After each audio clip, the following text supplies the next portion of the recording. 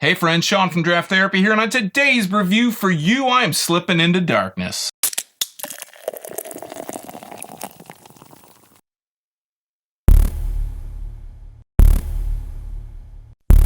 Night Trippin is a 9.5% double New England style IPA from Tapistry Brewing in Bridgman, Michigan. At the beginning of 2018, in the thralls of the New England style IPA craze, I tried the single IPA version of this beer called Northern Trippin. It was a 6.3% New England style IPA, and here's a little bit of what I had to say.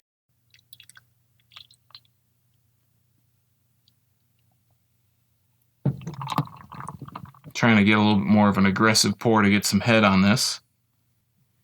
And it's not super hazy. It's not transparent, but it's not super hazy. I have a piece of this price tag on my thumbnail.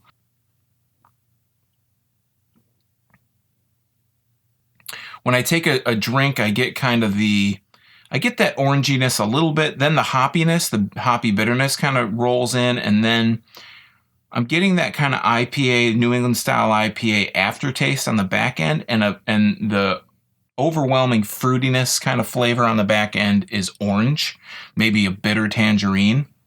Today, I'm back to Tapistry, except this time it's for their double version of that beer. If you're unfamiliar with Tapistry, they're located on the southwest side of the state in Bridgman, just minutes, a hop, skip, and a jump away from Haymarket, and almost directly across the street from Transient Artisan Ales.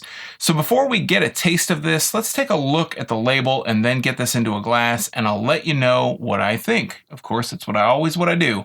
Fun fact, Lake Michigan is the third largest Great Lake by surface area and the sixth largest freshwater lake in the world. So we're going to take a look at the can here.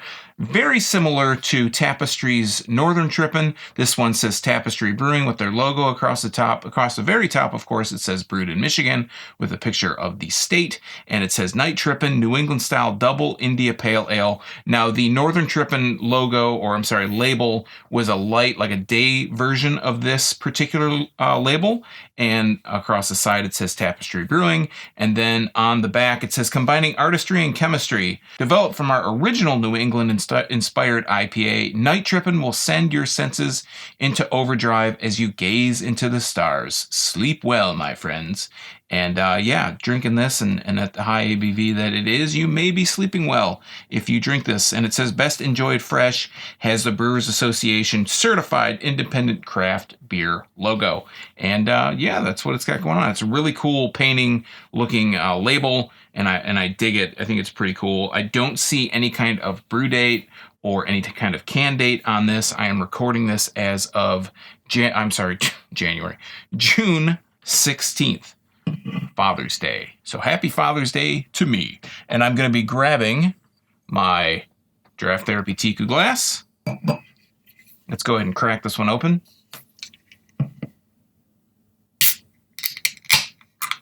Big explosive pop. Let's put a nose on the can here. A little bit of dankness, a little bit of citrus smells as well. Not getting a whole lot of aroma out of the can itself.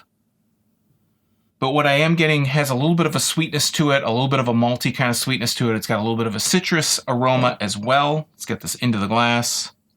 A lot darker than I was expecting to see. It's kind of coming out as almost a brownish yellow directly out of the can. And as you can see, if I can talk, it is very dark. Very, almost like a dark, really super dark orange, borderline brown. I mean, it's pretty much a brown. Not much head to speak of either, maybe about a half finger's worth. And holding this up to the light, it is hazy. There is a lot of kind of particulate floating in suspension. I can see shadows of my fingers, not any detail though, but I can make out that I have a couple fingers there, and I can see kind of the shade, the light passing through. So let's get a better smell out of the glass here.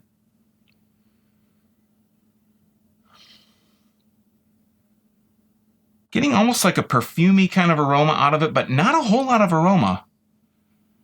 The color of this actually really reminds me of, I did a Motor City Brewing Company beer, and that was a rice IPA. And I'll leave a link to it below. The name's escaping me right now, but I'll leave a link below in the description. And the color was a lot like this. I want to say it was like hazed and confused. But yeah, not a lot of aroma. Actually, a little bit of a sweetness coming through now that I say that. Of course, I say I don't smell anything, and then I actually smell. I'm getting a little bit of a sweet aroma out of this, so I'm ready to dive right in. This is really intriguing. A lot different than you would think of as a New England style, at least in color. So cheers.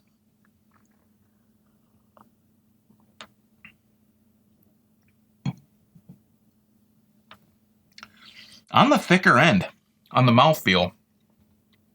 A lot of malty kind of flavors come through, kind of like a subdued maltiness. And then after, at the first taste, there's not a lot of flavor in your mouth as you kind of draw it in, but when you swallow, that's when this really bursting explosion of these citrus flavors mixed with a sweet malt come through on the tail, and it kind of still is like really vibrant. The taste is really vibrant on the finish, but it's really almost underwhelming at the start, but the finish is really interesting because that's where a lot of the flavor comes through.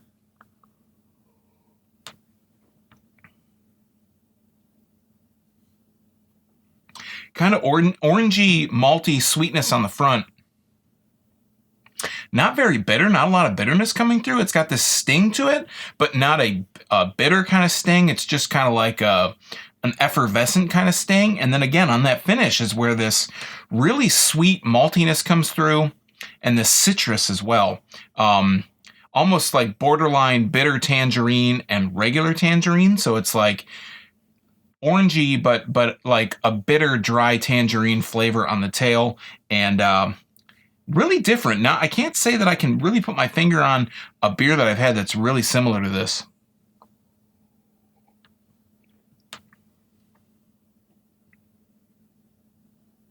Just really different. I mean, I'm digging it because it's, we get into this kind of cycle where we have a lot of these New England styles. This doesn't look like a New England. It doesn't look like a double New England. It's not bright. It's not juicy looking. It doesn't look like orange juice or pineapple juice or anything like that. It comes out as this kind of orangey brown kind of beer. It doesn't have those really kind of general taste flavor profiles that a New England style has. Again, not the color that you'd expect, not the look that you'd expect, not the flavor profile that you'd expect from a New England style or a double New England style IPA. I want to go in for another drink here.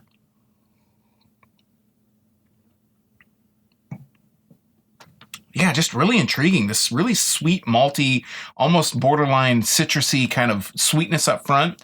And then again, that pop of this effervescence, this spike of effervescence kind of just a really different flavor. That's almost like a bitterness, almost like this spiky kind of bitterness there. And then it explodes afterwards in this sweet, borderline bitter tangerine, but on the borderline of bitter tangerine and regular orange and tangerine, like a bright kind of taste on the end. And the aftertaste, it's not sweet, it's not overly dry. It's just got this kind of, then that's where you get kind of that New England style mouthfeel, or I'm sorry, kind of aftertaste on the finish.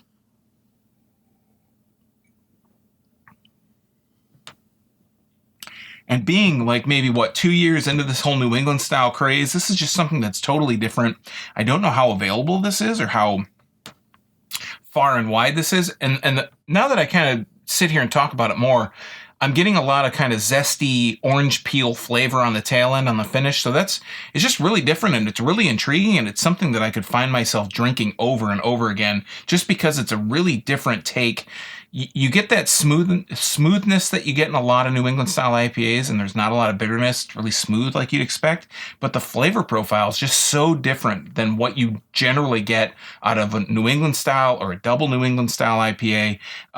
Again, this is like 9% plus. I think it was, like I said, I think earlier it was 9.5%. I don't see it on the can here now, but you don't get that. You don't get like this booziness. You don't get this bitter bite to it. Maybe that spike that I'm getting at the top of the swallow is the alcohol that's kind of coming through and kind of adding that bitter kind of flavor profile in there. But it's really different, and And this would be one where I think if you have tried all these New England styles or double New England style IPAs before, and you feel like you've been there, you've done that, you've seen it, you've tried it before, and it's all just old hat, I would say try Night Trippin by Tapistry, because it's a different, it's just different. It doesn't fit the mold that you would expect from a New England style, a double New England style. Again, it doesn't have this not the right, but it doesn't have the stereotypical color. It doesn't have the stereotypical flavor profile, and you might just be surprised when you try this one at how different it actually is. All right, friends, that has been Night Trippin from Tapistry Brewing. Have you had this beer? Do you have a favorite brewery in Bridgman or the southwest part of the state?